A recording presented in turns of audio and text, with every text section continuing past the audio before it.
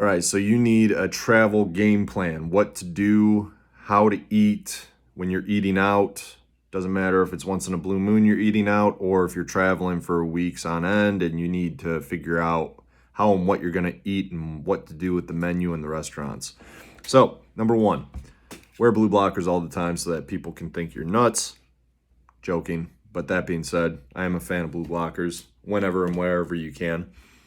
So with traveling and eating out, sometimes it's going to be in your control, sometimes it's going to be out of your control. You just got to assess the situation play by play, day by day. Now, whether you're living in an Airbnb or a hotel, get a lay of the land. Figure out what the hotel has in terms of food options. Airbnb, figure out where the store is. Figure out where the restaurants that seem like they may be good go-tos on a frequent basis. Coffee shops, things where you can make easy decisions. The grocery store is one of my favorites to stock up with jerky, nuts, and other things. I'm a big fan of grabbing some eggs and having raw eggs on the go so you don't have to cook them. That may be for another time. If you want to find out more about that, reach out to me personally. I'll show you how I prepare them. But it can keep you full for hours on end, and it's a good go-to, especially when you're on the go. That being said, though, what to do in the restaurants, how to do this, what do I do? Sometimes I will look at the menu in advance. So when given a certain type of choice of restaurant, I'm looking for steakhouses. I'm looking for, seafood restaurants. I'm looking for, those easy, does it give me protein type restaurants? And those are easy go-to options that you can make some pretty clear, defined decisions from there, because it's going to be a protein, a steak with vegetables and some potatoes or bread, right? Well, we're going to remove, if it's not a refeed night, it's going to be removing the carbs, removing the potatoes. And here's really the main point is you can order a la carte. You can make decisions for yourself and you can tell the waitress or waiter what you want to do. A couple days ago, went out with a client. We grabbed some breakfast together, catching up, and I ordered a meat lover's omelet. And the waitress said, all right, that comes with pancakes or toast. What would you like? And I said, neither. And she kind of just, you sure? And I was like, yes. She's like, do you want anything else? Do you want a tomato? Do you want fruit? I'm like, nope, I'm good, thank you. And then carried on with our orders. So the point being is that you may get people to question you. You may get people kind of may seem weird at first, but it will become natural and normal as you continue on with this. But you can choose the type of fat that you cook it with. So most of the time. So if they can cook it in butter, best option. Olive oil, coconut oil, those are probably some good options too. Avocado oil, depends on the quality, but butter is going to be the best option. Can you cook my butter and steak? What do you cook it in?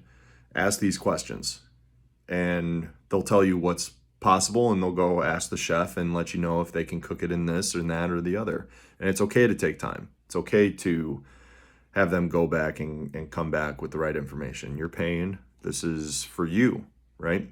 And you're representing what you're about, which is health. You're making informed decisions.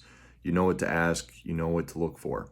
So ask what type of fat they cook their food in and try to make a request to cook it in butter if at all possible. From there, you can order from any aspect of the menu, meaning appetizers could be a full meal. The burgers, you could order 2 burgers and remove the buns and no fries, right? That's a filling meal. You will be satiated and you won't be tempted to have a little bit of the fries if you're putting yourself in that situation. And most of the time they're cooked in shit oil. Now, all this being said, this brings up a point, is that when you're eating out, sometimes you're not going to be in a position where you can choose butter or where you can choose, what types of fats your food is cooked in, whether it's like chicken wings, for an example. And they're cooked in canola oil or vegetable oil, as they call it. And they say that's all it is and that's your only option. Well, you have a choice to either go with it or not. And sometimes you're going to make those choices. 90 times out of 100, you're going to be able to make your own call and make your own move. But there are going to be those options or those situations where you either eat or you got to eat something with the shit oils in it. And give it a go. You're not going to kill yourself over one meal. It's habitual. What you do on a consistent basis is what ultimately determines your health. So that being said, be aware that and give yourself some grace in that regard. Now, the other thing is drinks. What to do with drinks. Best option is no drinks. The next best option is tequila with lime. And then another option is vodka. You could do vodka cranberry or vodka lime. And then other option would be whiskey on the rocks. So hard liquors, straight, neat on the rocks, maybe with a little bit of a citrus, fruit, or a little dash of cranberry to enjoy yourself and your company around you. I recommend earning it, so give yourself a predetermined rule. I'm going to do 50 squats in the stall to earn this drink or to earn this breadstick, right? Make sure you earn it. And that will mitigate your dosage, how much you're actually putting in, and it'll make you more conscious and aware of what you're eating and what you're choosing. It'll make you second guess and maybe reconsider a bad decision. So these are some options that you can use to optimize your travel and eating out habits and choices.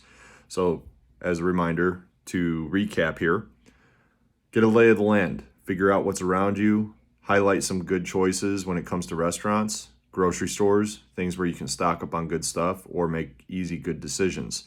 You can look at menus beforehand. You can use the entire menu. So appetizers are on the list. They are an option. You can, of course, do salads. Another option is going with seafood. It's a lighter meat, and it's something that I don't personally cook a lot of. So when eating out, it's a good addition of variety there. Then you can really manipulate any type of dish that you want. Remove the carbs. No toast, no pancakes, as an example. Right? If it comes with potatoes, say, I'll pass. You don't have to put it on the table either. Just because you're paying for the dish doesn't mean you need to get the whole damn thing. If you're not going to eat it, don't eat it. Don't make it. Add green vegetables to the mix or double up on the protein or add maybe a combination of appetizer and entree to remove the fries or the potato or the carb that you normally eat and focus on the protein. Prioritize that.